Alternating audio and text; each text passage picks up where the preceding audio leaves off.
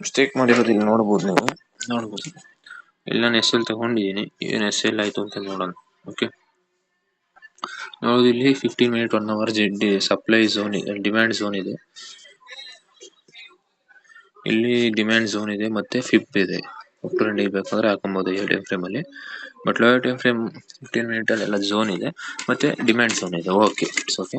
ಮತ್ತೆ ಈಗ ನಾವು ಏನ್ ನೋಡ್ಬೇಕು, ಕ್ಯಾಂಡಲ್, ಮಾರ್ಕೆಟ್ ಸ್ಟಿಚ್ಚರ್ ಮತ್ತೆ ಟ್ರೆಂಡ್ ಮೂರನ್ನು ಐಡೆಂಟಿಫೈ ಮಾಡ್ಕೊಬೇಕು. ಮಾರ್ಕೆಟ್ ಸ್ಟಿಚ್ಚರ್ ಮತ್ತೆ ಕ್ಯಾಂಡಲ್ ರೀಡ್ ಮಾಡ್ಬೇಕು, ಇವೆರಡು ಮಾಡ್ಬೇಕು. ಎಲ್ಲ ಐತೆ ಇಲ್ಲಿ ಇಲ್ಲಿಗೆ ಬರುತ್ತೆ. ಓಕೆ, ಇಲ್ಲಿ ನೋಡ್ಬೋದು ನಮಗೆ ಡೌನ್ ಟ್ರೆಂಡ್ ಕಾಣಿಸ್ಲಿಕ್ಕೆ ಸಿಗುತ್ತೆ. ನೋಡ್ಬೋದು ಇಲ್ಲಿ ಒಂದು ಝೋನ್ ಇದೆ, ಬೇಕಾದ್ರೆ ಇಲ್ಲಿ ಒಂದು ಹಾಕೋಣ. ಓಕೆ ಓಕೆ ಓಕೆ ಓಕೆ ಇಲ್ಲಿಗೆ ಬಂದಿದೆ. ಓಕೆ, ಡೌನ್ ಟ್ರೆಂಡ್ ಇಲ್ಲಿಗೆ ಬಂದು ನಮಗೆ ಒಂದು ಸ್ಟ್ರಾಂಗು ಪಿನ್ ಬಾರ್ ಕ್ಯಾಂಡಲ್ ಕೊಟ್ಟಿದೆ. ಓಕೆ, ಪಿನ್ ಬಾರ್ ಕ್ಯಾಂಡಲ್ ಬಂತು, ನನ್ನ ಝೋನ್ ಹತ್ರ ಬಂದ ತಕ್ಷಣ ಪಿನ್ ಬಾರ್ ಕ್ಯಾಂಡಲ್ ಬಂತು ಅಂತ ನಾನು ಟ್ರೇಡ್ ಮಾಡಿದೆ. ದೊಡ್ಡ ತಪ್ಪು ಮಾಡಿದೆ.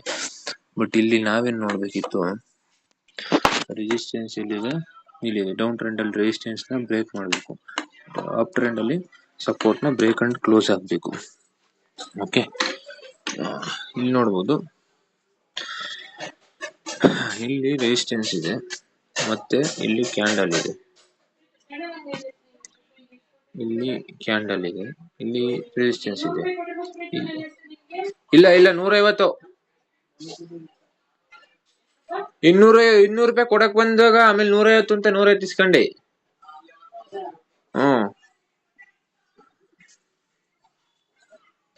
ರೆಸಿಸ್ಟೆನ್ಸ್ ಇದೆ, ಇಲ್ಲಿ ಕ್ಯಾಂಡಲ್ ಬಂದ ತಕ್ಷಣ ಝೋನ್ ಐತೆ, ಅದೈತೆ ನಾನು ತಗೊಂಡಿದ್ದು ದೊಡ್ಡ ತಪ್ಪು. ಫಸ್ಟ್ ನಾನು ಏನ್ ಥಿಂಕ್ ಮಾಡ್ಬೇಕಿತ್ತು, ಇಲ್ಲಿ ಪಿನ್ ಬಾರ್ ಕ್ಯಾಂಡಲ್ ಐತೆ, ಝೋನ್ ಐತೆ, ಪ್ರಾಬಿಲಿಟಿ ಮೇಲೆ ಹೋಗ್ಬೋದು ಅನ್ನೋದು ಇತ್ತೆ. ಓಕೆ, ಬಟ್ ಇಲ್ಲಿ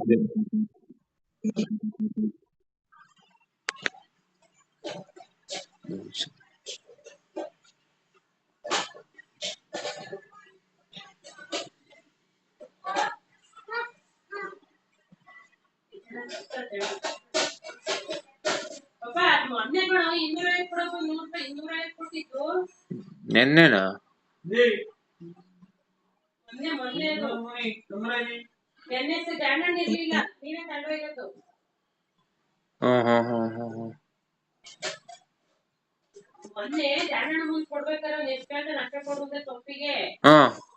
ನೆನ್ನೆ 200 ರೂಪಾಯಿ ತಗೊಂಡಿದ್ದೀನಿ. ಹಂಗಾರೆ 200 ರೂಪಾಯಿಲಿ ಖರ್ಚಾಗ್ಬೇಕಾ?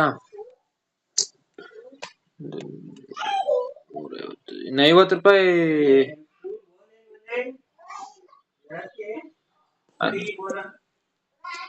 ಒಂದೇ ನಿಮಿಷ ಆಗೋಯ್ತು.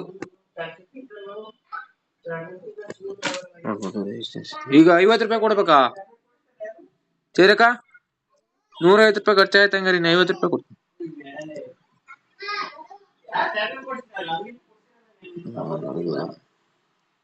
ಇಲ್ಲಿ ರೆಸಿಸ್ಟೆನ್ಸ್ ಇದೆ, ರೆಸಿಸ್ಟೆನ್ಸ್ ನ ಬ್ರೇಕ್ ಅಂಡ್ ಕ್ಲೋಸ್ ಆಗಿ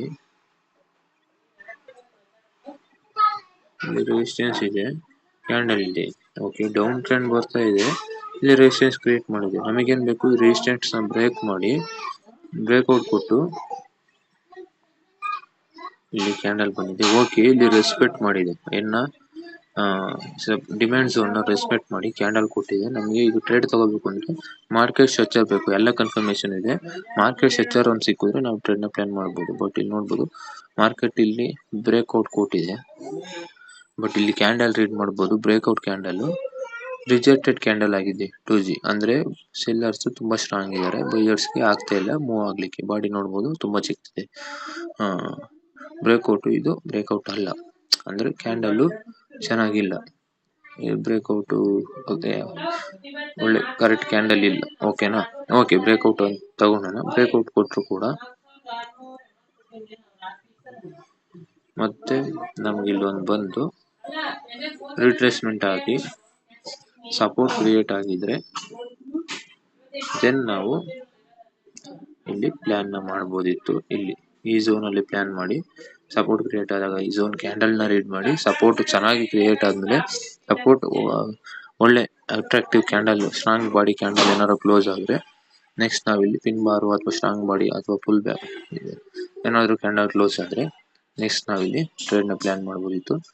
ದೆನ್ 1:2 ರಿಸ್ಕ್ ರಿವಾರ್ಡ್ ಈ ಥರ ಪ್ಲಾನ್ ಮಾಡಬೇಕಿತ್ತು. ಬಟ್ ನಾನು ಏನು ಮಿಸ್ಟೇಕ್ ಮಾಡಿದೆ, ಡಿಮ್ಯಾಂಡ್ ಝೋನಿಗೆ ಬಂದ ತಕ್ಷಣ ಕ್ಯಾಂಡಲ್ ರೇಟ್ ಮಾಡಿ ತಗೊಂಡ್ಬಿಟ್ಟೆ. ಬಟ್ ಅದು ತಪ್ಪು. 5 ಮಿನಿಟಲ್ಲಿ ಇರೋದ್ರಿಂದ 5 minute recent resistance down trend ಇರೋದ್ರಿಂದ recent resistance break on close ಆಗಿ ದೆನ್ ಪುಲ್ ಬ್ಯಾಕ್ ಆಗಿ ಸಪೋರ್ಟ್ ಕ್ರಿಯೇಟ್ ಆದಮೇಲೆ ನಾವು ಟ್ರೇಡ್ನ ಪ್ಲಾನ್ ಮಾಡಬೇಕು. ಬಟ್ ಇಲ್ಲಿ ನೋಡ್ಬೋದು SL ಹಿಟ್ ಆಯ್ತು. It's okay.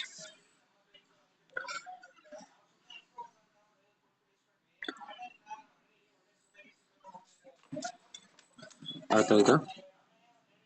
ಅದು ಕೂಡ ಇಲ್ಲಿ ಬ್ರೇಕ್ಔಟ್ ಕೊಟ್ಟ ತಕ್ಷಣ ತಗೊಂಡಿಲ್ಲ, ರಿಟ್ರೇಸ್ಮೆಂಟ್ ಅಂತ ತಗೊಂಡಿದ್ದೀನಿ. ಬಟ್ ಬ್ರೇಕ್ಔಟ್ ಕೂಡ ಇಲ್ಲಿ ನೋಡ್ಬೋದು ನೀವು, ತುಂಬ ರಿಜೆಕ್ಟೆಡ್ ಬಿಗ್ ನೋಡ್ಬೋದು. 28 ಪಿಪ್ಸ್ ರಿಜೆಕ್ಟ್ ಆಗಿ ಬಾಡಿ ಕ್ಲೋಸ್ ಆಗಿದೆ. ಅಂದರೆ ಇದು ಒಳ್ಳೆ ಬ್ರೇಕ್ಔಟ್ ಅಲ್ಲ. ಆದರೂ ಕೂಡ ಬ್ರೇಕ್ಔಟ್ ಆಗಿ ಒಂದು ಫುಲ್ ಬ್ಯಾಕ್ ಬಂದು ಸಪೋರ್ಟ್ ಕೊಟ್ಟಿದ್ರೆ ಟ್ರೇಡ್ನ ಮಾಡ್ಬೋದಿತ್ತು. ಫುಲ್ ಬ್ಯಾಕ್ ಬಂದಿಲ್ಲ, ಇದು SL ಹಿಟ್ ಡೈರೆಕ್ಟ್. ಇನ್ನೆಲ್ಲಿ ಟ್ರೇಡ್ ಮಾಡ್ತೀವಿ? ಡೌನ್ ಟ್ರೆಂಡ್ ಇದೆ, ಕನ್ವರ್ಟೆಡ್ ಟು ಡೌನ್ ಟ್ರೆಂಡ್. ಮತ್ತೆ ರೆಸಿಸ್ಟೆನ್ಸ್ ಬಂತು, ಇದು ಏನೇನಾಯ್ತಾ ನಾವನಿಗೆ ಗೊತ್ತು. SL ಹಿಟ್ ಆಯ್ತು, ಮಿಕ್ಕಿದ್ದು ನಮಗೇನು ಬೇಕಿಲ್ಲ. SL ಏನಕ್ಕೆ ಹಿಟ್ ಆಯಿತು? ಮಾರ್ಕೆಟ್ ಸೆಕ್ಟರ್ನ ನಾನು ಫಾಲೋ ಮಾಡಿಲ್ಲ. ಓಕೆನಾ?